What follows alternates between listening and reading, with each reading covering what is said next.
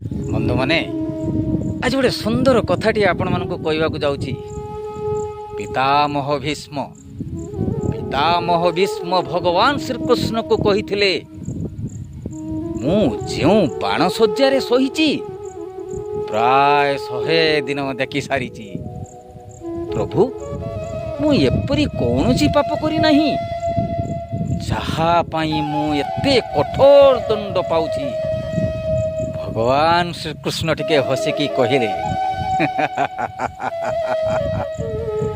ହେ ପିତାମହ, ଆଗକୁ ଯାଅ ଏବଂ ଦେଖ।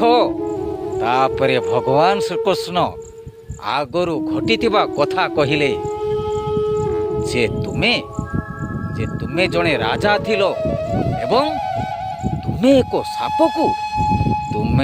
ସାପକୁ ଉଠାଇ କଣ୍ଟା ଉପରେ ପକାଇଥିଲ, ଯାହା ବହୁତ ଦିନ କଷ୍ଟ ପାଇବା ପରେ କଣ୍ଟା ଉପରେ ପଡ଼ି ଛଟପଟ ହୋଇ ମରିଗଲା।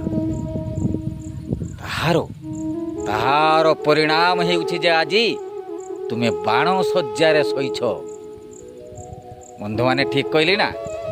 ଜୟ ଜଗନ୍ନାଥ।